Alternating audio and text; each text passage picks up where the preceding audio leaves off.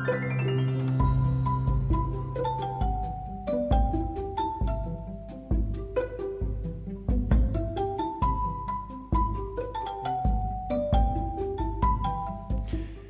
everyone, and welcome to the Switch Statement Podcast. It's a podcast for investigations into miscellaneous tech topics. This is the 5th episode in our series on Masters of Doom by David Kushner. Hey, John. How's it going? Hey, Matt. I'm doing quite well. How are you doing? Doing all right. Nice. I put some wood finish in this room, and I think the fumes are getting to my brain. Wood finish? What do you mean? Like you put some trim up or something? So I have this shelf here that I'm making. Oh, wow. This is just a test piece.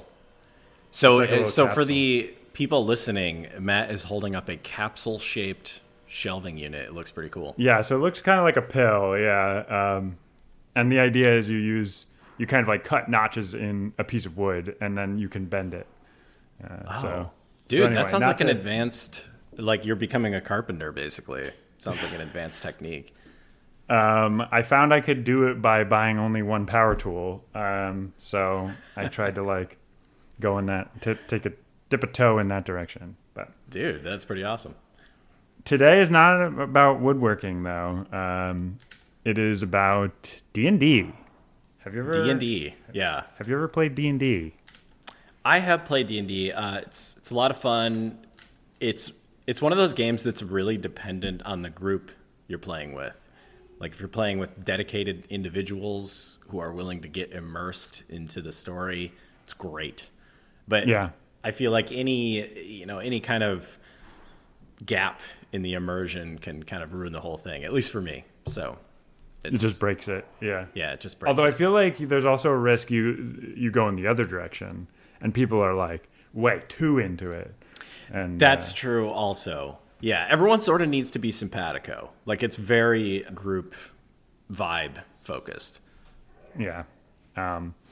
Well, apparently the folks at id they had a really good group vibe, kind of with the DM being Carmack.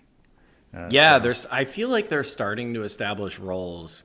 In going with this being a superhero origin story, each team member has to have their specific role, and they're slowly carving out their, sort of pecking order / roles. Carmack is definitely the genius orchestrator. Romero is the cheerleader, basically. Yeah. Which, he's the guy that sort of is running with the ball almost. The other guys, I guess Adrian Carmack is the artist.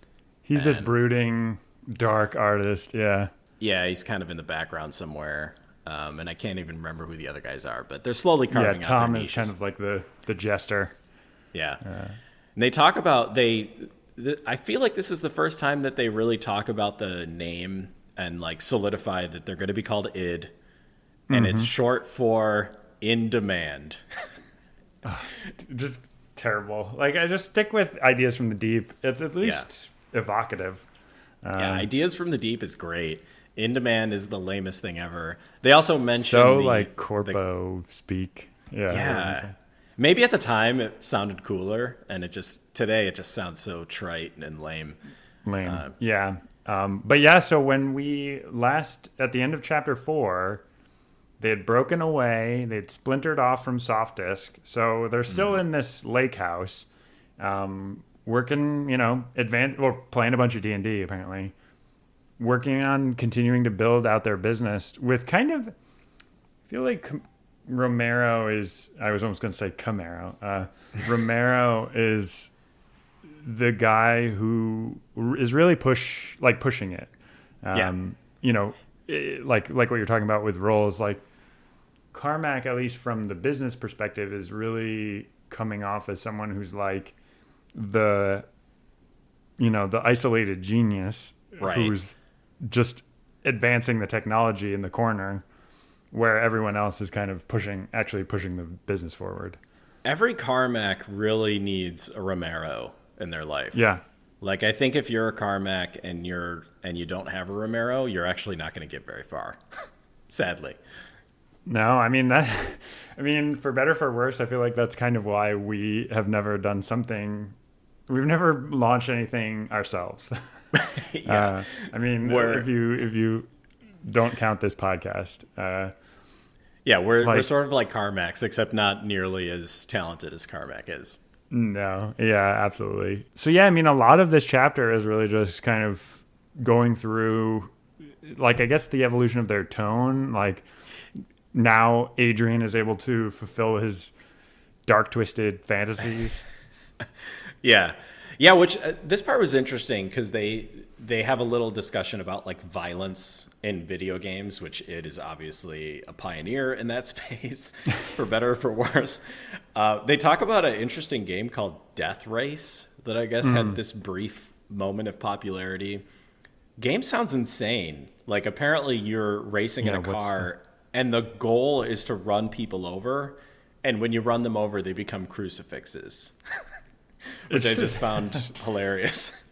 It's funny because that's an example of a way that you can make something real, like, because it's not gratuitous, like it's not like gruesome, but it is like it's still managing to be very violent in a way Yeah. that's like economical from like a computing perspective. Like they don't have to draw these complex shapes, but you can still like have this like visceral, like, oh god, like that's horrible.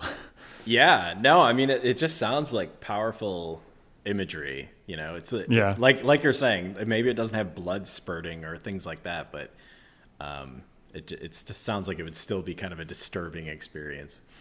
Oh yeah. And so like to that end, it sounds like they're starting to tee up what would eventually become the the gruesome, like Adrian, this brooding artist, he's able to draw these gruesome death animations. Yeah, And it sounded like they didn't actually make it into the game that they were making. I think the person that they were working with requested that they remove it. But then, that would kind of go on to be used in their forthcoming games. I think that's kind of the direction that they're heading in. absolutely. Yeah, they're planting some interesting seeds. You know, they're talking about this origin of like, or not origin, but they're just talking about how the violence in their games is progressing. They're also talking about the progression of 3D graphics, which I find interesting. There's a section where they talk about Wing Commander, which was like, I don't know if I played, the original Wing Commander that they're talking about, but I played a bunch of the Wing Commander games, and they were awesome. And they definitely were one of the first. Like, there was one game called Descent, which I remember as being like a real pioneer in 3D space. You were like a spaceship, and you could move on the 3 axes. But Wing Commander was another game that just made really amazing use of that paradigm. Had a bunch of really cool characters like Paladin and Ice something, Maverick, like all these kind of, sort of, what do you call it? Like names kind of like Top Gun, just these like stereotypical. Yeah, like call signs. Yeah, exactly. And it was kind of fun. It does raise this really interesting question. Like, I think you don't think about it because a bunch of game designers needed to spend a bunch of time seeing what works. So, like, when you play a 3D platformer, like, you're like, oh, that's how it works. You have the one joystick control the camera and the one joystick controls the character. But I don't think that's immediately obvious. Like, I think Descent is a good example of like one where it's now this whole new control scheme. Like, and you have another dimension of freedom. And it's like, how do you do that in a way that that the user isn't like completely confused about where they're pointed and what have you? And I think you can. Like, my understanding is in Descent, like, there's so much freedom of motion that it can actually become disorienting. Absolutely. That's actually the main thing I remember from that game is like, you'd be facing some awkward direction and just struggle to get out of it. And it was actually kind of a pain. Yeah. So they're still kind of working out the kinks of like, control schemes in 3 dimensions. Yeah, it's so. I mean, I'm glad you bring that up because it's such an interesting part of sort of the evolution of the software industry that a lot of people don't think about. Is you have these new paradigms like virtual reality right now, and I was sort of very loosely involved in this when I worked on virtual reality at Google, where people are literally trying to define like, okay, how does someone actually interact with a virtual reality environment? And people are just trying all these crazy things and just sort of seeing what sticks. And I feel like, yeah, when you're moving into those new paradigms, like id was moving into 3D, that's one of the, very, very tricky problems that you need to solve is like, how are people actually interacting with this new environment? This is one thing that I think is exciting about Apple moving into the space because, like, if there's one company that is going to waltz in and define just this, what everyone else uses as the conventions, like it's going to be Apple.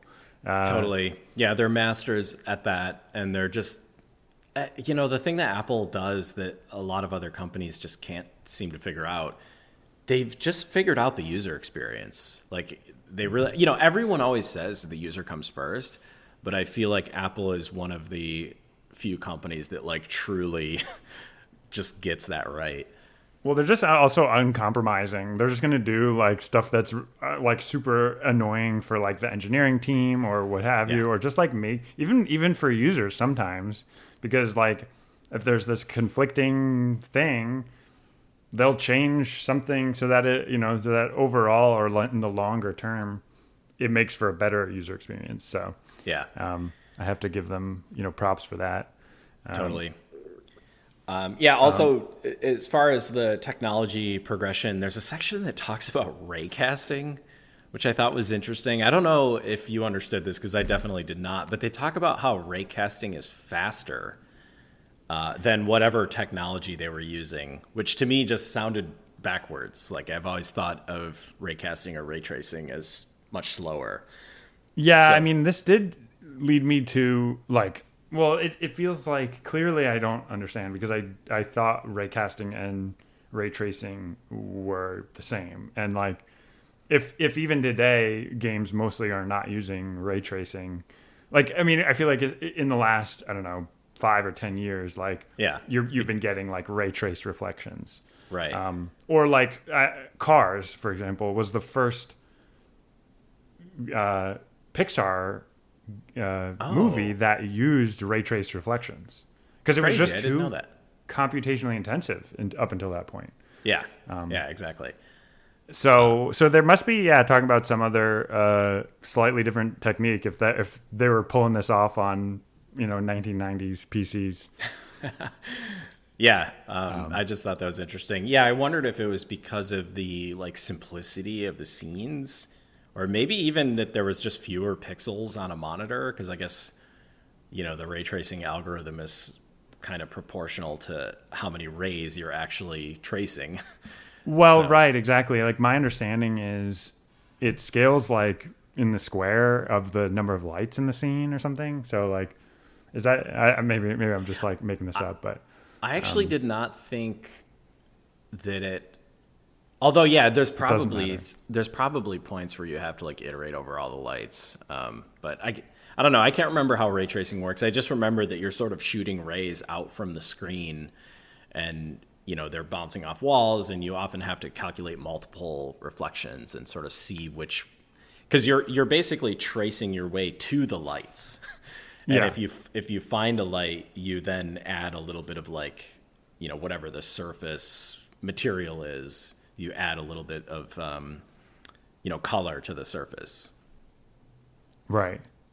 But it's interesting though, because like, how do you like one pixel could be a function of multiple different lights, right? Yeah. Yeah, exactly. So I guess you probably do have to iterate over, when you're hitting a surface, you have to find out all of the lights that are also hitting that surface. So there's got to be some points where you fan out.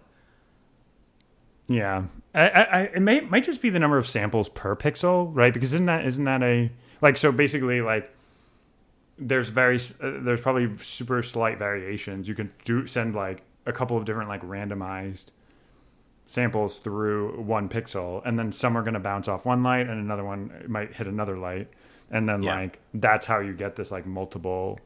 But I think that's why, I don't know if anyone's ever like rendered a 3D scene using ray tracing, like you can wind up with noise, and like I think, or my understanding is like that's because there's, you know, you haven't cast enough samples for those pixels to hit a light.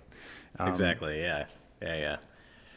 But yeah, just interesting. It kind of flipped my understanding of these algorithms on its head, because I thought ray casting was super slow, but apparently it was fast back then. Yeah, that's kind of a naming nightmare in terms of trying to understand what the, because there's also something called ray marching too. So it's like, which is another technique. So I don't know. It's it's just a minefield. Ever evolving. They also talk a little bit about Scott Miller, who was the guy that they had a shareware deal with. Shareware was like the really popular way of releasing games back then, where you just put out a little bit of content of your game for free, and then you sort of hope that word of mouth will spread and you'll get a lot more buyers. And it seemed like it was working out for them. They were making a ton of sales on the Commander Keen series with Shareware. Yeah, and so they wanted to crack into the commercial market. They found this other fellow, Mark, I think, like set them up with this company called, let's see what this company's called. It wasn't Apogee, was it? Well, Apogee was, I think, that was Scott that the Shareware? Miller's company. Okay, yeah. Apogee was the Shareware part of things. Yeah, what was the other? It's like Deep Form or something, or no? I'm thinking of Ideas from the Deep. It's hold on. All right, we'll cut this out. I feel like there was a form in there somewhere. FormGen, I think it was called. Yeah, FormGen. Dude, I feel like okay. I'm very like, I remember like where on a page something happened and it relayed out, so like I couldn't find it. But this guy Mark, I forget how we met Mark, but anyway, he was working with id. He got them a contract with this company FormGen, and this would allow them to break into the retail market, so they could sell their games in stores. Right. And then, which Scott, they go back to, go for it. Well, I just remember, I think it was Scott who was kind of upset about this, right? Because they were releasing... exactly. Yeah, they were kind of releasing all of their games shareware up until that point, and then they sort of pulled this switcheroo on their consumer. And they're like, okay, this next one's going to be retail. And Scott, a little bit on Scott, too, because I think they kind of had this handshake agreement. They're working with Apogee. They're putting out these games, and then I think Scott was a little bit like off-put. He's like, oh, like you're interfering. And I don't know. They don't really give a good sense for whether, like, if Scott was just like sour grapes about the fact that they were working with another company, or if he really just fundamentally thought they were doing the wrong like business decision, because he said like, oh, you're like breaking the magic formula of the trilogy with shareware. So it's not too clear. Maybe it's a little bit of column A and column B there. Yeah.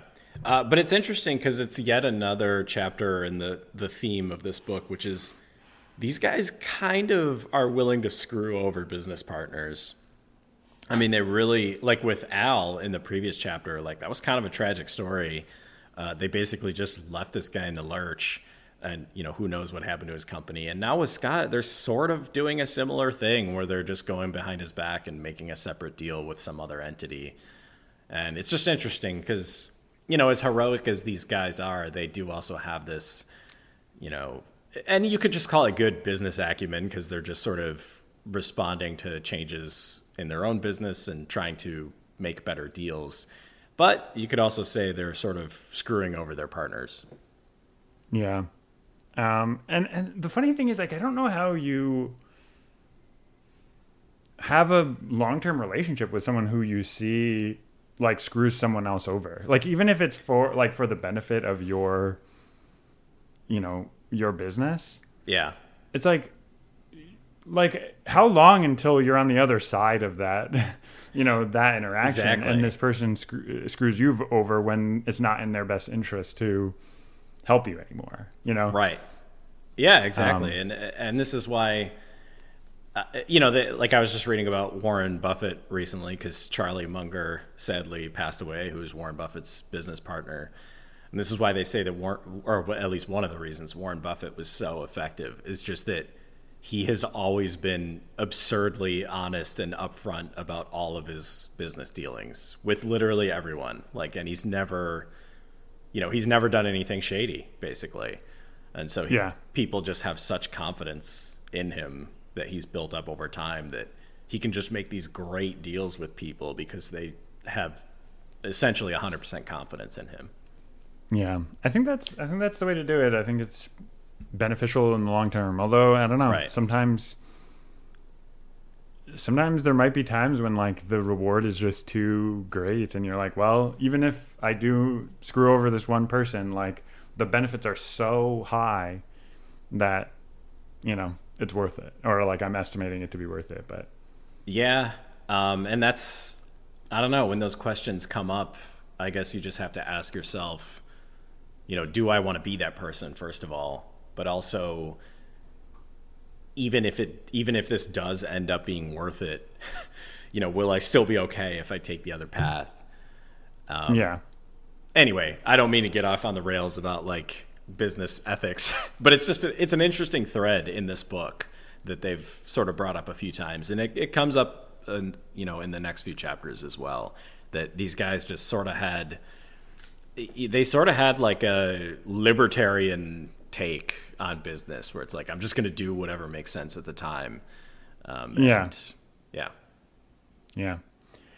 Like conventional like morals be damned, I guess. So, at least with their business dealings, it seems like that's their approach. Yeah, for sure.